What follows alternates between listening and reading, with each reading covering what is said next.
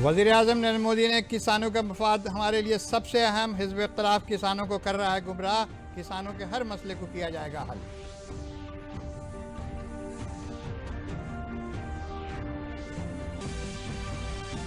वज़ीर-ए-आज़म नरेंद्र मोदी ने सरदार वल्लभ भाई पटेल की बरसी पर किया नमन, कहा मुस्तहकम और खुशहाल भारत की बुनियाद रखी थी सरदार पटेल ने। वज़ीर आला योगी आदित्यनाथ ने भी पेश किया खराज अक़ीदत।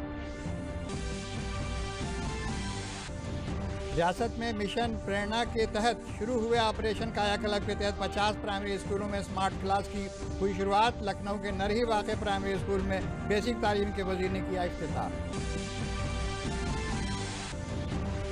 और छत्तीसगढ़ में नक्सली हमले में शहीद हुए सीआरपीएफ के जवान विकास सिंघल को उनके आबाई रिहाइशगाह मुजफ्फरनगर में सरकारी एजाज़ के साथ दी गई आखिरी विदाई। आदाब, मैं हूं फरीद आरिफ सिद्दीकी और अब खबरें तफसील से। डीडी न्यूज़ यूपी पर आज से नई तब्दीली और नए वक्त के साथ प्रादेशिक समाचार नश्र किए जा रहे हैं।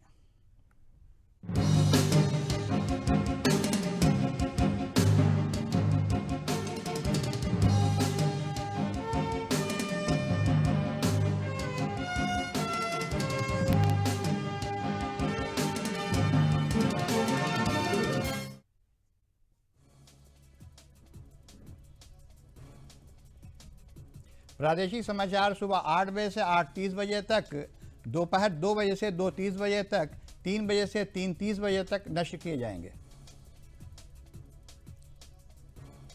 वहीं 5 बजे से 5:30 बजे तक उर्दू में खबरें नश्र की जाएंगी।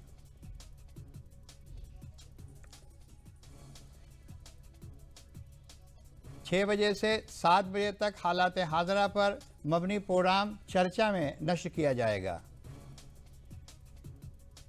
शाम 7 बजे से 7:30 बजे तक प्रादेशिक समाचार नश्र किए जाएंगे।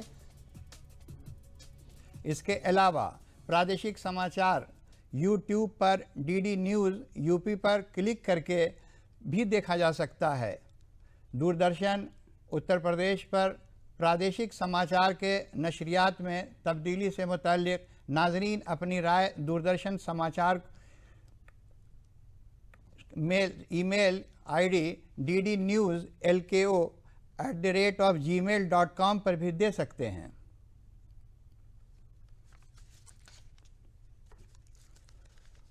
और अब खबरें तफसील से। वज़ीर-ए-आज़म नरेंद्र मोदी ने कहा है कि किसानों के हर शक व शुबे को दूर किया जाएगा। उन्होंने कहा कि किसानों का मफाद हमारे लिए सबसे अहम है और इसके लिए मुसलसल काम किया जा रहा है।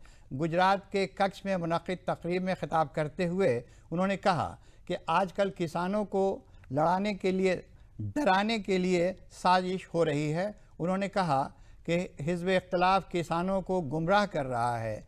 जब उनकी हुकूमत थी तो वो इन्हीं इस्लाहात की बात करते थे, लेकिन अब किसानों को गुमराह कर रहे हैं। उन्होंने कहा कि किसानों की आमदनी बढ़ाने के लिए मुसलसल काम किया जा रहा है।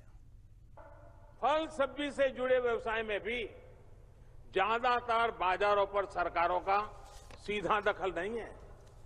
साथियों, ये उदाहरण मैं विस्तार से इसलिए दे रहा हूं क्योंकि आजकल दिल्ली के आसपास किसानों को भ्रमित करने की बड़ी साजिश चल रही है।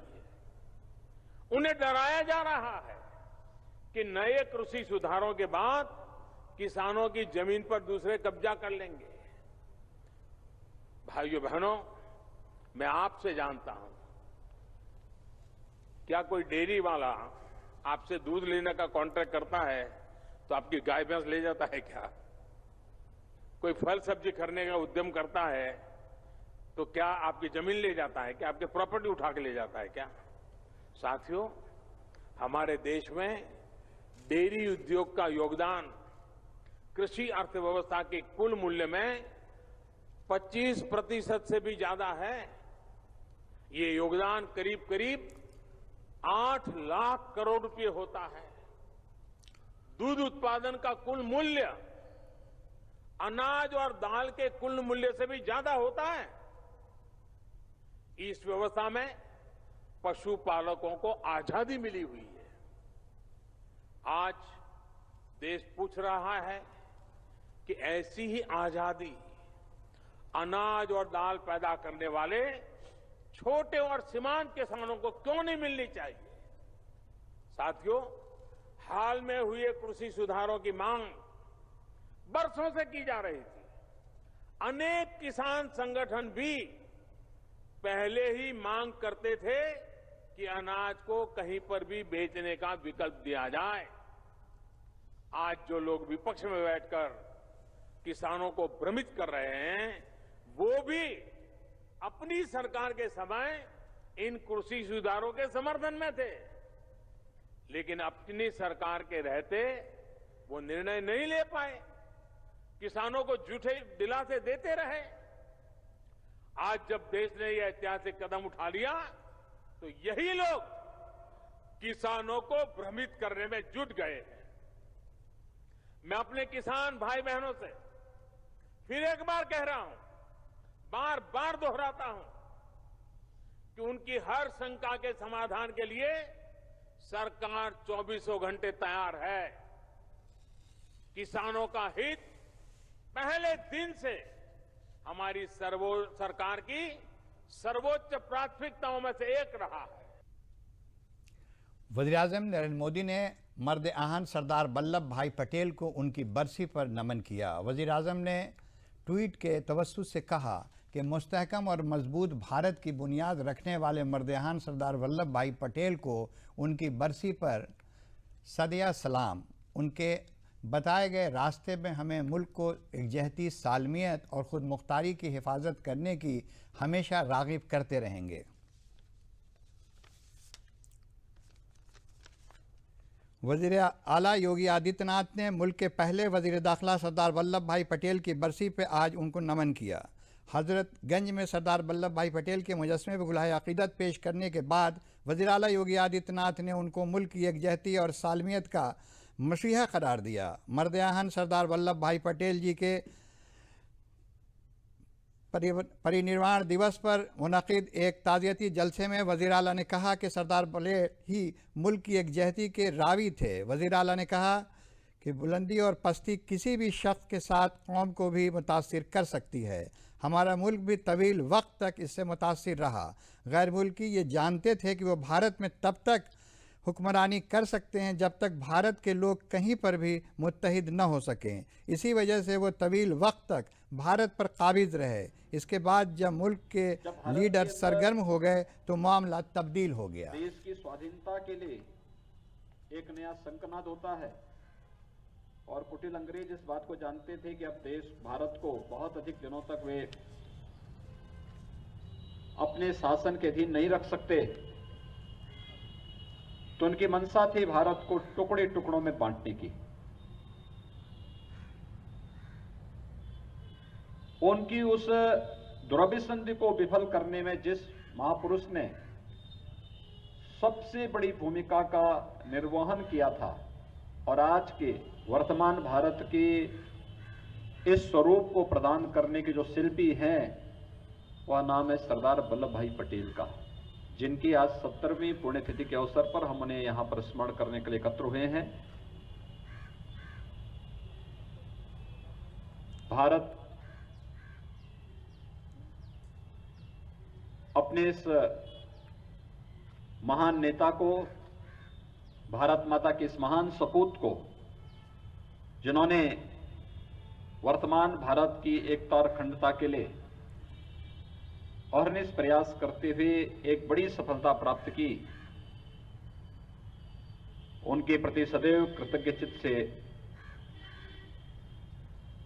उनका स्मरण करेगा, उनके प्रति अपनी श्रद्धांजलि व्यक्त करेगा। आज के इस अवसर पर मैं प्रदेशवासियों की ओर से सरदार वल्लभ भाई पटेल जी के द्वारा किए गए योगदान के प्रति विनम्र श्रद्धांजलि अर्पित करते हुए उन्हें कोटि कोटि नमन करता हूं। रामनगरी अयोध्या में किसान पंचायत को यूपी बीजेपी के इंचार्ज राधा मोहन सिंह ने खिताब किया।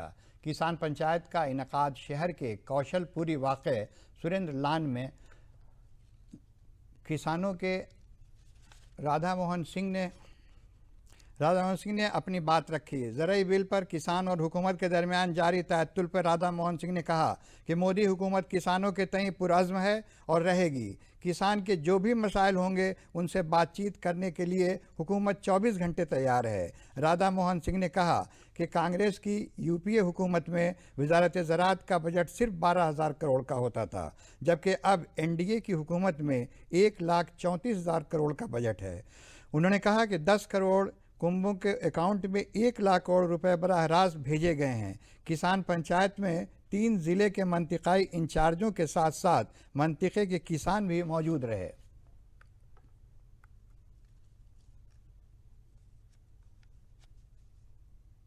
कि कांग्रेस यूपीए के राज में कृषि मंत्रालय का बजट 12,000 करोड़ का होता था, अब 1,34,000 करोड़ का होता है। आज 10 करोड़ परिवारों के खाते में 1 लाख करोड़ रुपया सीधे उनके खाते में जा रहा है। मोदी सरकार की प्रतिबद्धता किसान है, हम किसान के साथ खड़े हैं और किसान की जो भी समस्या है उसके लिए बातचीत करने के लिए हमारी सरकार 24 घंटा तैयार है। रियासत के नायब वजीर आला केशव प्रसाद मौर्य ने वाराणसी में सहाफ़ियों से बातचीत में कहा कि मुखालिफ पार्टियां किसानों के कंधे पर बंदूक रख कर चला रही हैं। उन्होंने अपने इंतखाबी मंशूर में किसानों से मुतल्लिक जो बातें कही थीं उनको भी पूरा नहीं कर रही हैं।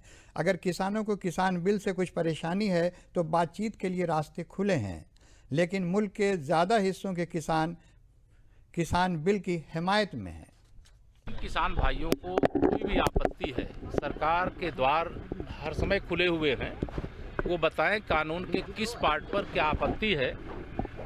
विरोधी दल किसानों के कंधे का इस्तेमाल करके सरकार पर प्रहार करने का रास्ता खोज रहे हैं और जब भी मैं यह कह सकता हूं कि इनके पास दम बची नहीं है, कोई भी विषय को लेकर के किसी के पीछे खड़े होकर के सरकार पर जो निशाना लगाने की कोशिश करते हैं, ये जन्मजात किसानों के दुश्मन हैं, विरोधी हैं। ये किसानों के कभी हितैषी नहीं रहे।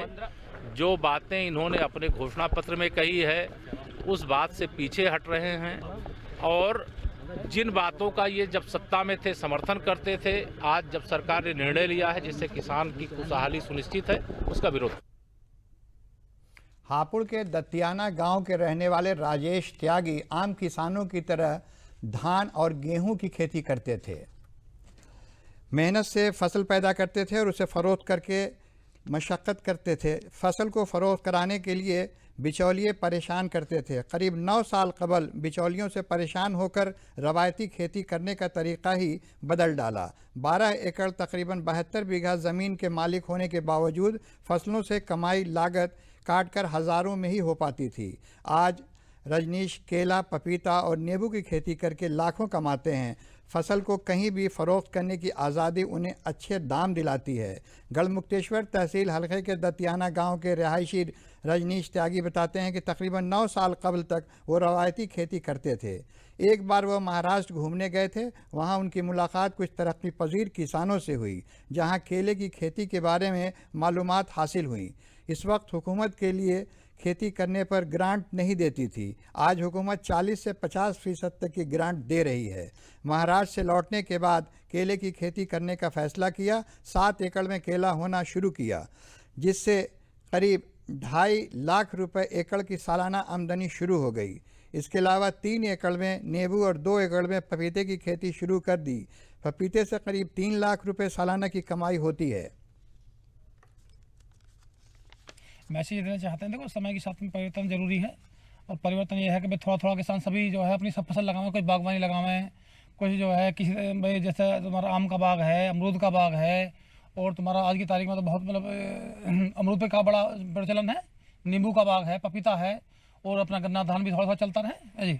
तो मेरा कहने वाला है सब किसान एक चीज़ ना लगावें, थोड़ा थोड़ा सभी लगावें, तो उसमें एक तो पैसा आपका रूटीन में आता रहेगा, ठीक है जी। और आपका जैसे परेशान हो जाता है ना भाई, जो एक चीज़ फसल से भाई उसके रेट पिट गए तो ये ऐसा हो जाएगा, उसमें फिर एक अगर रेट पिटेगा तो दूसरी का आपको मुनाफा अच्छा मिलेगा, तो उसका आप सही तरीके से आपका जो है जीवन यापन होता रहेगा जी। राजधानी लखनऊ के प्राइमरी स्कूलों में 50 स्मार्ट क्लास बनाए जाने की कड़ी में आज नरही वाक़े प्राइमरी स्कूल में स्मार्ट क्लास का इफ्तिताह किया गया। इफ्तिताह रियासत के बेसिक तालीम के वजीर सतीश चंद्र द्विवेदी ने किया। इस मौके पर उन्होंने कहा कि स्कूलों की तज़ीनकारी के लिए ऑपरेशन कायाकल्प चलाया जा रहा है। उन्होंने कहा कि हुकूमत का मिशन है कि रियासत के हर स्कूल को एक स्मार्ट क्लास मिले। इसके लिए निजी इदारों और मुस्तहकम लोगों को भी आगे आने की ज़रूरत है।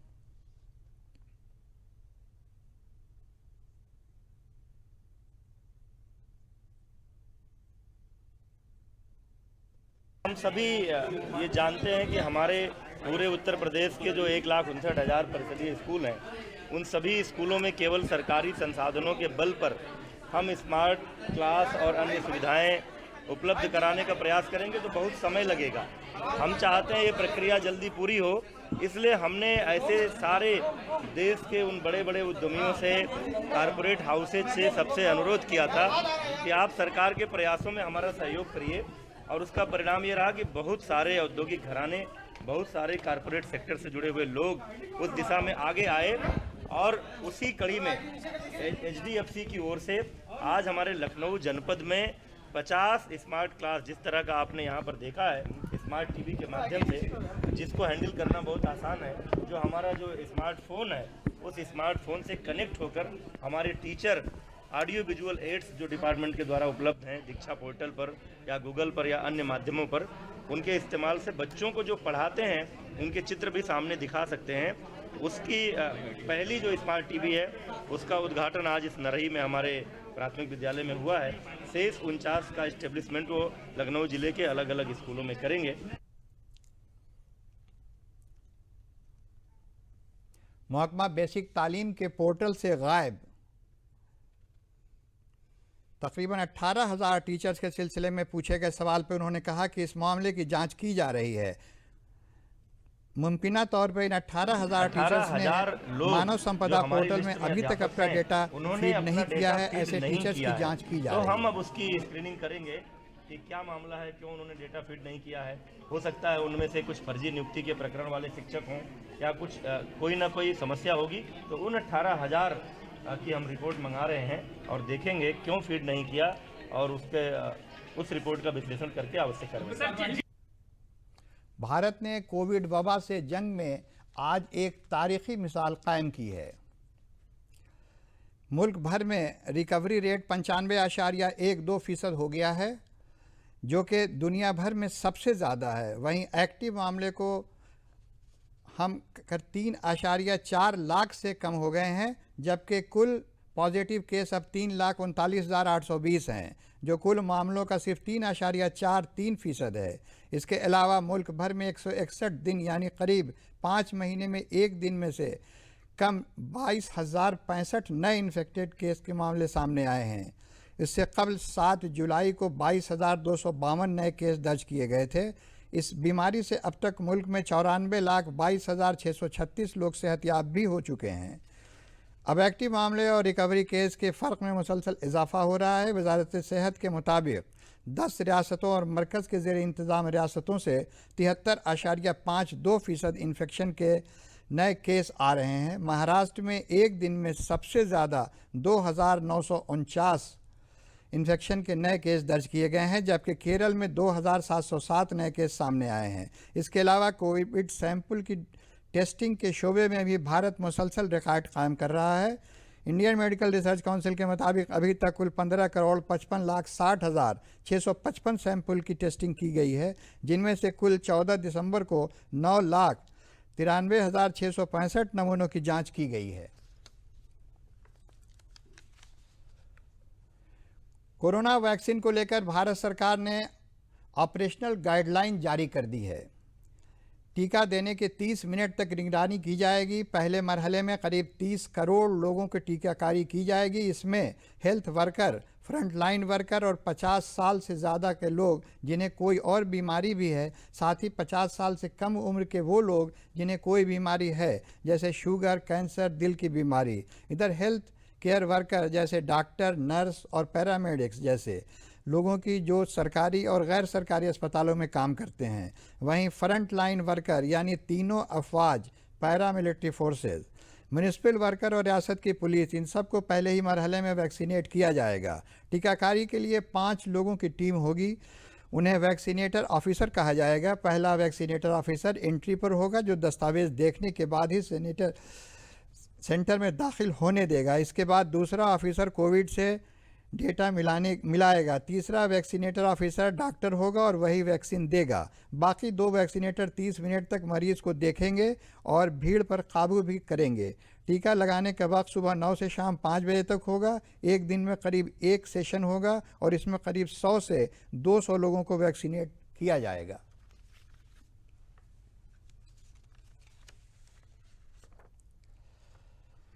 छत्तीसगढ़ में नक्सली हमले में शहीद हुए मुजफ्फरनगर के सीआरपीएफ जवान विकास सिंघल का जस्द खाकी उनके आबाई रिहाइशगाह पर पहुंचा।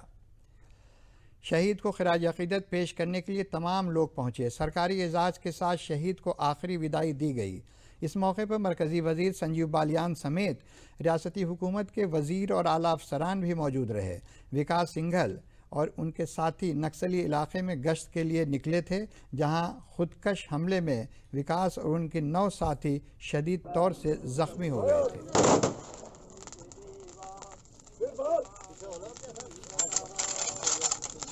सीआरपीएफ के डिप्टी कमांडेंट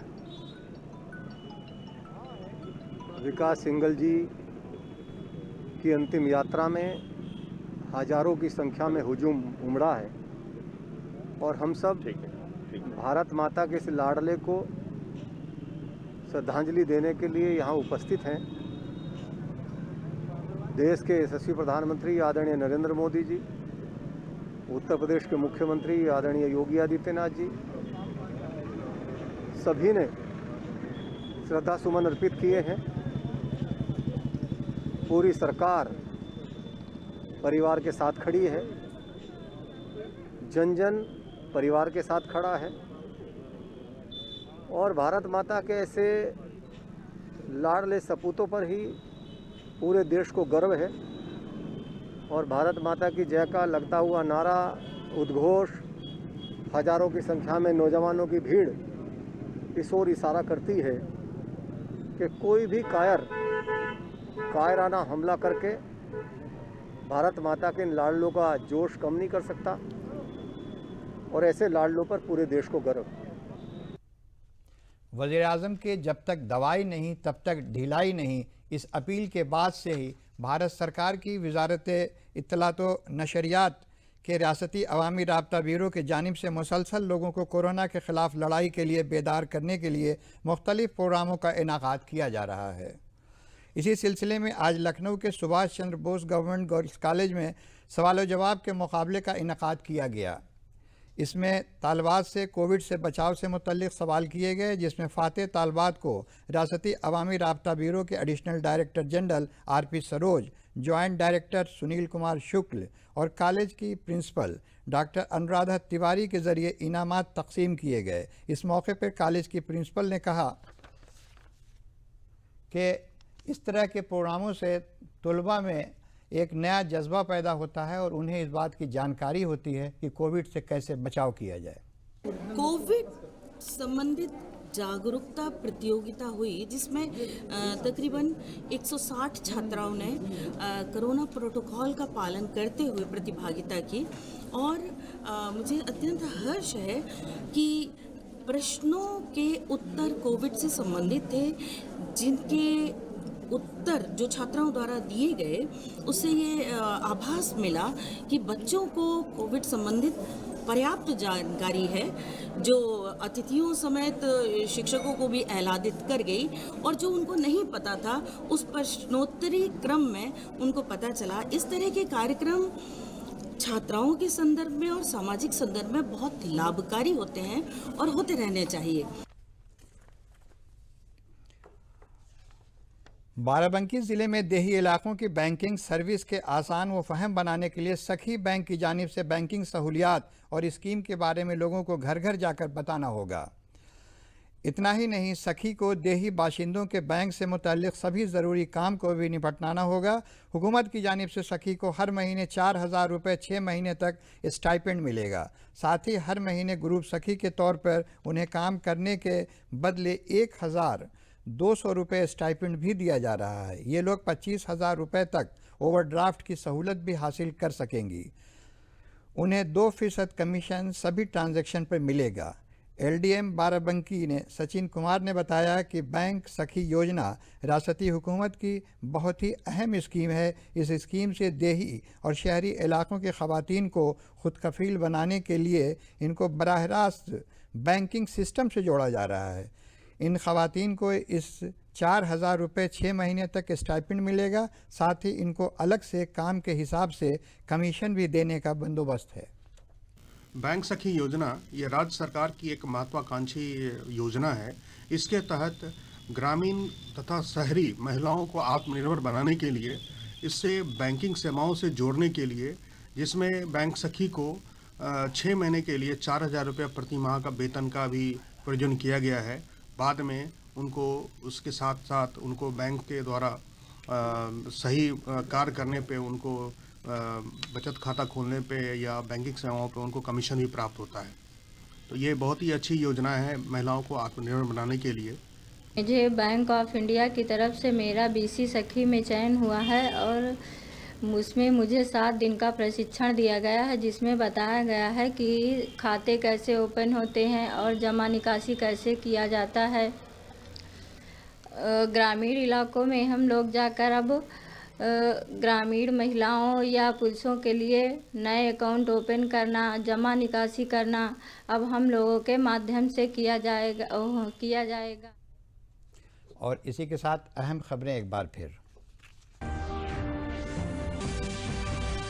वज़ीर-ए-आज़म नरेंद्र मोदी ने कहा, किसानों का मफाद हमारे लिए सबसे अहम। हिज़्ब इख्तिलाफ किसानों को कर रहा है गुमराह। किसानों के हर मसले को किया जाएगा हल।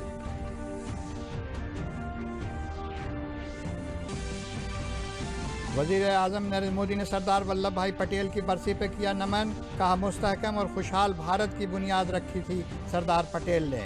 वज़ीर आला योगी आदित्यनाथ ने भी पेश किया खराज अक़ीदत। रियासत में मिशन प्रेरणा के तहत शुरू हुए ऑपरेशन कायाकल्प के तहत 50 प्राइमरी स्कूलों में स्मार्ट क्लास की हुई शुरुआत। लखनऊ के नरही वाक़े प्राइमरी स्कूल में बेसिक तालीम के वज़ीर ने किया इफ्तिताह। और छत्तीसगढ़ में नक्सली हमले में शहीद हुए CRPF के जवान विकास सिंघल को उनकी आबाई रिहाइशगाह मुजफ्फरनगर में सरकारी एजाज़ के साथ दी गई आखिरी विदाई।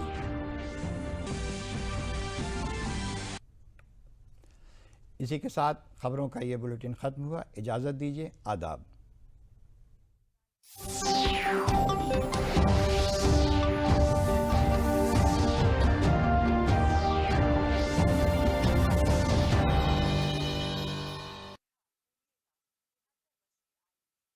समझदारी दिखाएं, अपने बच्चे का